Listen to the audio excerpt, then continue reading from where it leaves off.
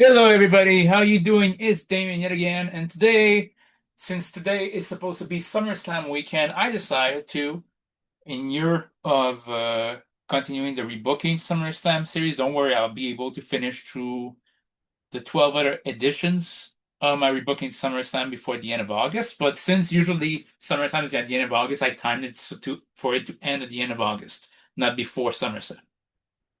So today, I just want to do a quick video, 8-9 minutes or 8 to 12 minutes, sorry, about SummerSlam 2026. I could say, like Jay Sherman, it stinks, it stinks, it stinks, but it doesn't. It's not the worst SummerSlam. I might even do a best, basically, I might rank the SummerSlams in the following video. There's a possible idea. And I can spoil to you the number that this year's SummerSlam, unless it's completely bad, it's not even near the end. I think not, SummerSlam 1995 might just be at the end. And SummerSlam 2003 as well. Those will be the low ends. I'm trying to think of another worse SummerSlam than this. Might be SummerSlam 93. Kind of funny. All of this, bad SummerSlam seems to be representing a bad wrestling year more than WrestleMania seems like it. I mean, WrestleMania 16 kind of sucked, but 2001 was one of the hottest years in wrestling history. Whereas, well, WrestleMania 11 and SummerSlam 1995 sucked, and WrestleMania 9 and SummerSlam 93 sucked. So 93, 95 kind of sucked as WWE. But in 2003, I mean, WrestleMania 19 was damn good, but SummerSlam sucked and their year sucked. So to me, SummerSlam seems to be representing, is the year going to be as hot as it could be, or is it going to be kind of tame? That's my opinion. Okay, so now I could see the card, and from what I've gathered, okay, so here's my prediction of SummerSlam. So before the results are already underway, uh, on night one, I don't know what be the what's going to be the order of the match. So I'm going to start with LA Knight, Solo Sikoa, Royce Keys versus the Bloodline. Can LA Knight actually buy a win?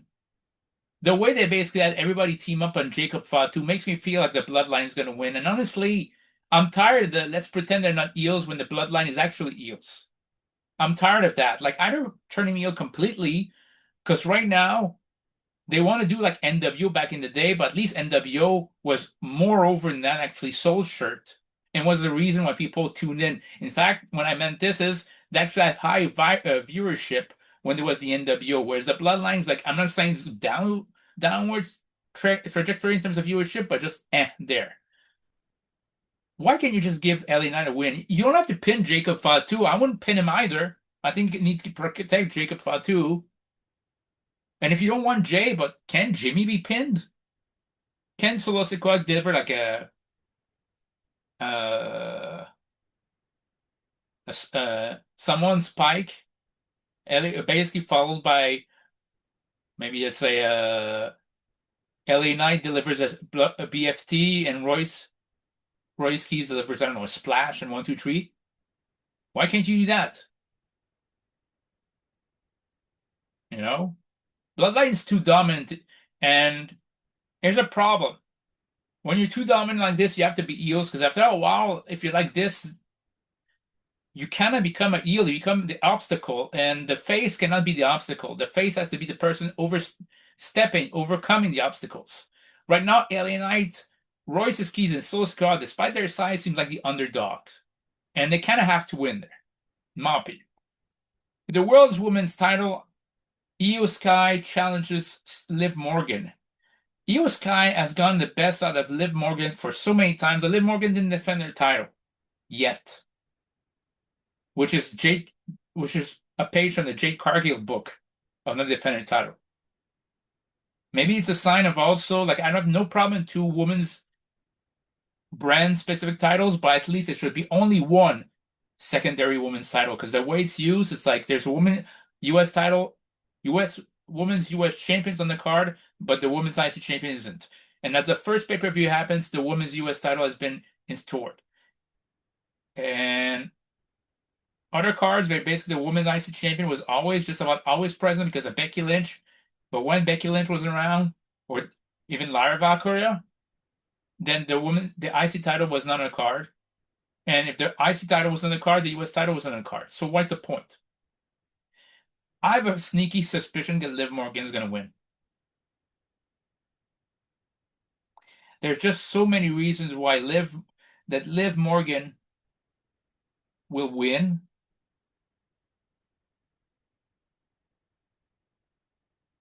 And yeah, I mean, she didn't defend the title for so many long. I mean, Raquel just won the Women's IC Championship.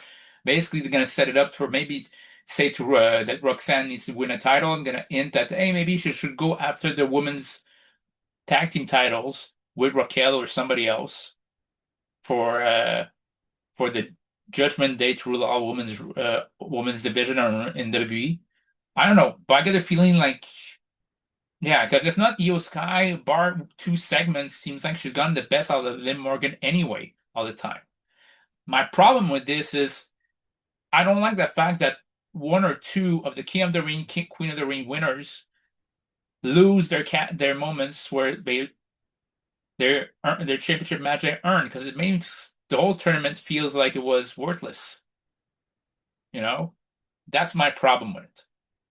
So if Io Sky has to lose the title or title matches he earned, then Obafemi has to win. He has to win it, and he has to challenge like kind of February. Sorry, not February. It's a challenge for WrestlePalooza the equivalent. Because if not, I don't see the point. Beforehand, I would have said Io Sky should have won the women's title, and maybe Obafemi, you have Roman Reigns, let's Money in the Bank, and whoever wins the Money in the Bank match cashes it on and pin Roman, so that's to spare Obafemi a loss. And then Obafemi goes to win the Rumble to win the title at WrestleMania. Could have happened, but it's not. But anyway, Obafemi versus Brock Lesnar. Speaking of Obafemi, I think Oba needs to win. It's Hell in a Cell. You cannot have a sequel to this. Hell in a Cell is like basically the conclusion of a trilogy of movies. In which case, you didn't give yourself an out for a possible sequel. No, there's no more sequel. Given that, I think Obafemi needs to win and needs to win dominantly. Now, it doesn't mean that has to be a one-sided affair, but he needs to win dominantly, kick out several F5. I know I hate when people kick out finishers, but if there's times when people should do it, that's now. And basically, maybe if Lesnar had to kick out one Fall for Grace, it's like one, not two. But even then, as a LSL match, shouldn't be more than 8 minutes, and should be Obafemi winning. Still strange. I'm advocating for a match to be 8 minutes only on a 6-match card, but still. Then again, if you have 6 matches, I don't think supposed to be 4 hours a night. It should be 3 hours a night, but whatever. Then you have Bella Twins and Paige, which is Fatal Influence. I see Fatal Influence winning. And I see it not because of a heel turn, but I see a miscalculation between the Bellas and Paige, which starts a storyline between their split. And that leads to JC Janey in the rolling encore for the 1, 2, 3. I believe, I don't know the match order. I wouldn't be surprised that before the last match is Gunther versus Nick Aldis. I feel like Nick Aldis is going to have a great showing. And since it's not Noel's Barton, I actually see Gunther kind of losing, but not losing via tap out, not losing via he got beat. I imagine like he's going to be beaten like the Bret Hart Roddy Piper finish, tries the sleeper hold. Nick Aldis does basically kicks a turnbuckle and flips through for the 1, 2, 3. Then you have Gunther can clench in again the sleeper, and that leads to maybe a rematch. Whereas Gunther faces Nick Aldis like it's the false columns anywhere. If Nick Aldis wins, maybe he's in top contention for the WWE title. If Gunther wins, he gets the contention number 1 contendership spot after whoever wins between Finn Balor and Sami Zayn. Could be that. And the main event, CM Punk versus Cody Rhodes. I'm split. I'm split here because I don't know who could come back. I don't know if it's Drew McIntyre could come back, Randy Orton, or it's Kevin Owens. But I feel like Randy Orton will make sense.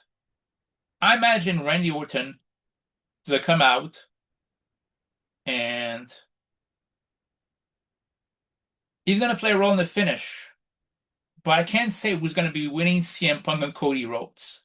I think that's going to land the turn of the tide. I do think it's going to be Randy Orton. He's going to grab the title belt. He's going to try to hit CM Punk or Cody Rhodes, and whoever he happens to hit, whether Cody tries to duck and he hits CM Punk, or simply Cody Rhodes doesn't duck, gets hit. In that case, CM Punk goes on to win, and CM Punk is a controversial winner against Cody Rhodes.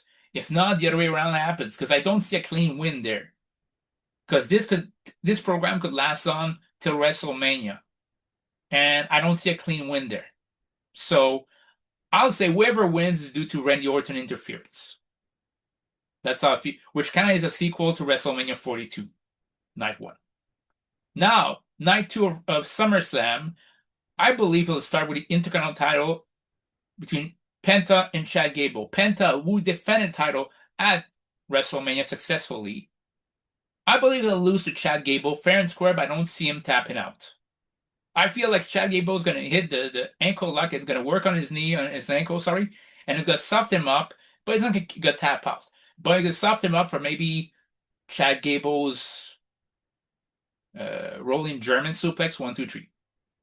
That's what I believe. Unless there's a new finisher if Chad Gable is going to debut tonight. But he's not going to get Penta to tap. Danhausen versus Dominic Mysterio. I agree with Jason Solmonster. Go watch Solmonster Sounds Up, by the way.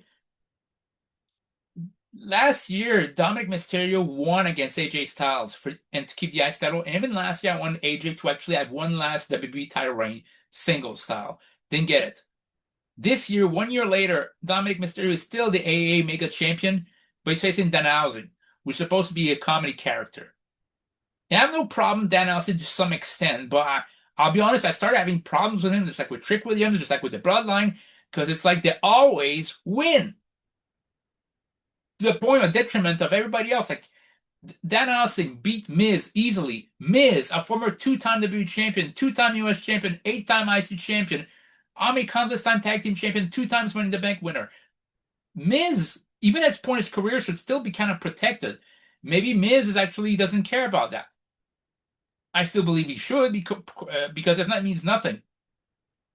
And yeah, Dominic Mysterio might not be the next WWE champion, but in 5 years he could actually be in the top main event scene. And I feel like Dom could win.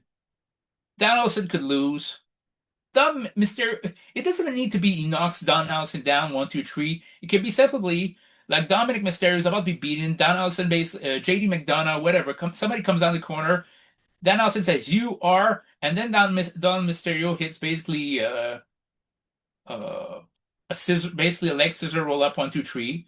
And after the match, Danhausen finishes his curse, beat Dominic Mysterio, beat him up. That is, sorry, gets the last laugh. And at least Dom Mysterio losing the AA title to the Greek Gladiator, aka now the only El Grande Americano at Triple Mania. How about that? Easy peasy. Now, next up, the interim women's championship. You have Tiffany Stratton, the women's US champion, which should have defended the title at that pay-per-view. Don't tell me there's not enough time to do so. They could have easily done this and put Nia Jax here. You have Jade Cargill, Chelsea Green, Charlotte Flair, and Lash Legend. I would like for Chelsea Green to win it. She's such entertainment. She's entertainment in a bottle. But they're not going to give it to her. Lash Legend is good, but still pretty green. And so is Jade Cargill. The 2 heels in this match are kind of green. And I could say the same thing for Tiffany Stratton. But the other option is, do we really go and give another title to Charlotte Flair? If Charlotte Flair has to win, as much as I dislike saying it, the next title should win. Perhaps should win it off Rhea and should do it at WrestleMania. Like to just cap up a milestone. Like 4 years nearly to the day that she last held that singles women's championship. She wins it. She wins one at WrestleMania by defeating Rhea Ripley. Right now, it seems like Charlotte is off. To me, it's not part of the equation. Chelsea Green, they won't give it to her. Tiffany Stratton already has a title. It's Jade or Lash. But one word for sure is, I agree with Jason Solomon, is whoever is winning is keeping the belt warm for Rhea. When she comes back, Rhea beats her, beats whoever, and is officially the only women's champion there is. Now, Trick Williams was Baron Corbin. Never thought I'd say that, but please, Baron, can you win the U.S. Championship? Trick Williams, they put him as a cool, basically a cool, cocky heel in NXT, and honestly, he's become one unbearable, supposed baby face to be on SmackDown. Like the Bloodline. And Dan Allison's getting that point too. It's going to the point where I feel like I'm the bad guy, just like in 1998 when I felt like DX was insufferable compared to the Nation. And they were. DX were really insufferable back then. I felt like Owen Hart was like basically the closest thing we had a good guy in the whole Nation versus DX feud, and look what happened to Owen. R.I.P. Now, Trick Williams, I feel like he's a champion. He's supposed to be so heroic, but finds every reason in the book not to defend his title. Whereas Carmelo Hayes wanted to defend the title every week. Even Sami Zayn, apart from saying at WrestleMania I want to fight, that's it. But apart from that, he was defending the title every week. Baron Corbin could actually do, I wouldn't say wonders, but better things with the U.S. Championship, because honestly, it's languishing with Trick Williams. A championship is supposed to be basically the workhorse title of SmackDown for a guy whose character is he wants to do the least amount possible. And even then, he acts like an eel in front of other faces. He acts like an eel in front of fans too. If it wasn't for his catchphrase or his song, nobody would chant for it. It's like Seth Rollins when he was a heel. So have Trick Williams with the title. It's not going to do him bad. He can have basically go for another division or get the title back later on and officially become a true face. Then the penultimate match, I believe, would be Sami Zayn versus Finn Balor. And as much as I want Sami Zayn to win, I think it's for the long haul. I see Finn Balor winning. Because they keep mentioning that 10 years ago, he won the first Universal title. That's the last time he was champion. And it's been a 10 years long journey, and it's the first time he's doing it as a face. So why not? That's what I believe. I think Finn Balor's going to win, but it's going to be close. I believe Sami Zayn will basically have a close count, foot in the rope. Sami Zayn will basically prance around like he won. He will say he won, then he gets caught with a shotgun drop kick, coup de grace, 1, 2, 3. And then I always say, dude, I won. That's how I feel is going to happen. And so I pick Finn Balor to win. And in the main event, Roman Reigns and Seth Rollins. Some people think Seth Rollins is going to win, but the fact he got it better at the brawl last week on Raw says to me Roman Reigns is going to win. It's basically telegraph his win. Plus, they keep mentioning that Roman Reigns never beats Seth Rollins when he counts on pay-per-view. And I feel like that trend is going to stop at SummerSlam. It's going to be close encounter, but I feel like Roman Reigns is going to be barely better than Seth Rollins this time. And I just wish that at the end of the night, Obafemi finished the night with a stare down with Roman Reigns and it leads to September's pay-per-view or Saturday Night main event, whatever, in which case Obafemi wins the World Heavyweight title. Or even do it at Money in the Bank. But one thing's for sure, like Roman Reigns said he's going to be there for the summer, keep him there for the summer then. It ends at September 21st, and keep it until September 21st. Afterwards, give the title to somebody else. Anyway, like I said, I didn't want to rant. Let me know what you think in your prediction down below. Catch you guys later. Peace.